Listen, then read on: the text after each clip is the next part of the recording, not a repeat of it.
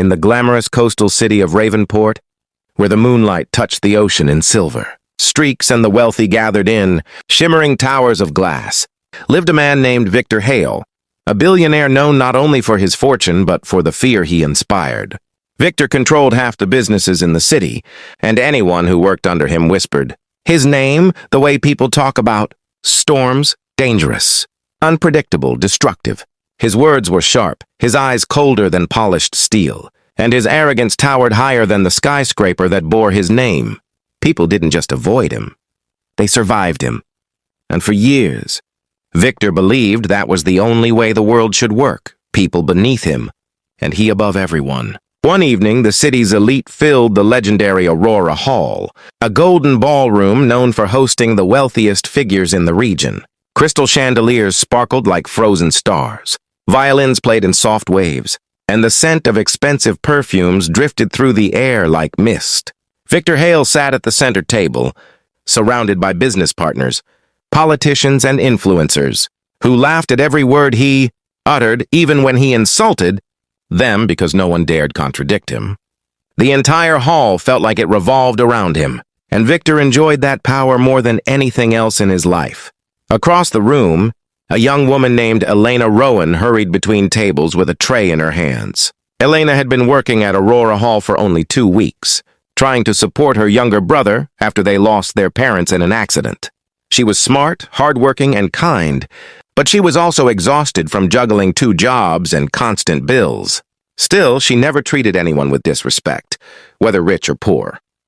That night, however, she felt nervous. Victor Hale was known for destroying careers with a single complaint, and she had been assigned to serve his table.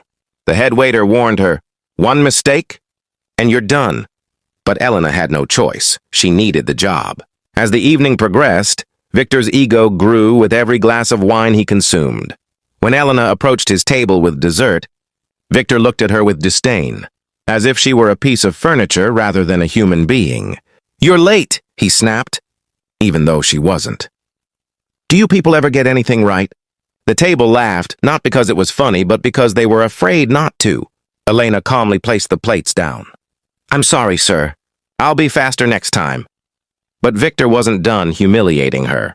He leaned back and said loudly enough for everyone around to hear, "You're lucky you even have this job. People like you don't belong in places like this.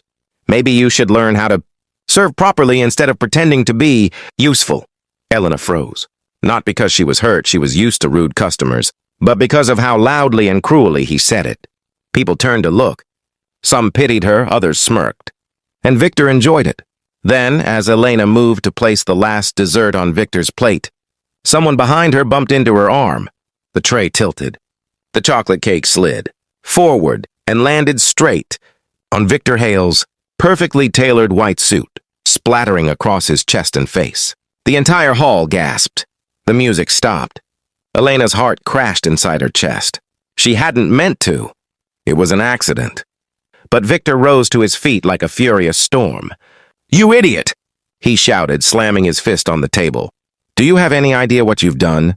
This suit costs more than your life." People shrank back from him. Elena trembled but managed to whisper, I'm sorry. Someone pushed me. Liar!" Victor roared. "You're fired. Right now. Get out before I destroy your entire future. I'll make sure you never work anywhere. In this city again." His voice echoed through the hall like thunder. Elena's knees weakened. Losing this job meant losing her apartment. Her brother's medical bills, everything she worked for. The humiliation burned in her chest. The unfairness struck her like a blade. But before she could speak, someone in the crowd stood up. A woman, then a man, then another. "She didn't do anything wrong," one person said. "It was an accident," another added. More murmurs grew. People who had feared Victor for years suddenly found courage. And for the first time, Victor looked uncertain. But Elena didn't want others speaking for her. She took a small breath and stepped forward. Her hands still shook, but her eyes no longer did. "Mr. Hale," she said firmly, her voice louder than she had ever dared speak in her life. "I may be a waitress, but that does not make me less human than you. I work hard. I respect people. I support my family, but you treat everyone like they're beneath you. You insult people because it makes you feel powerful. You hurt people because you think no one can stop you, but you're wrong. The entire hall fell silent. Victor stared at her in disbelief. No one, not one person in that city, had spoken to him like that. Elena continued, her voice growing stronger with every word.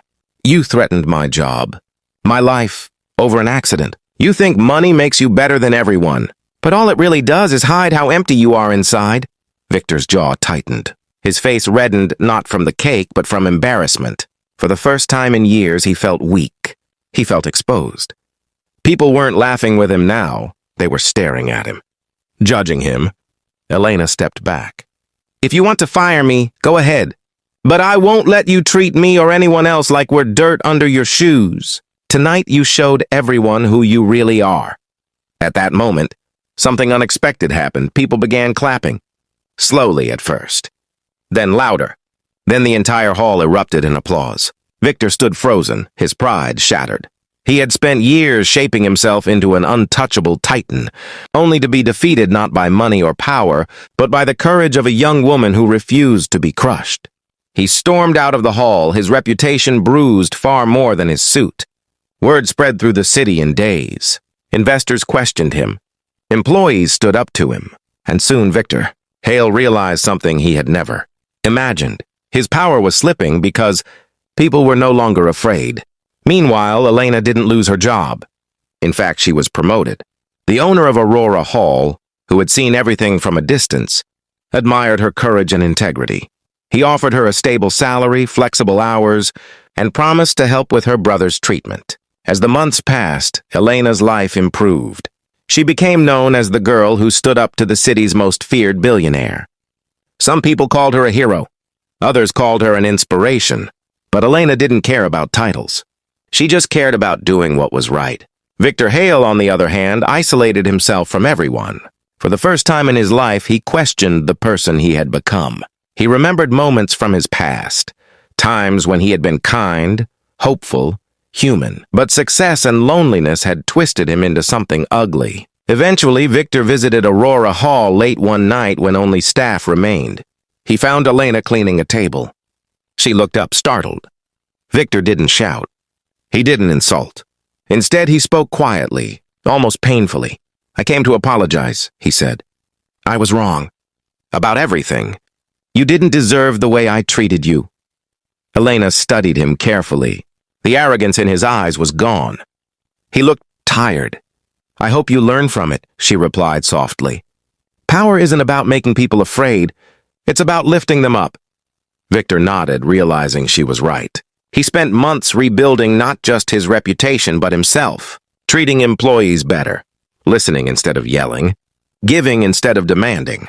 And although Elena never sought praise, he credited her for the man he eventually became, the man he wished he had been all along.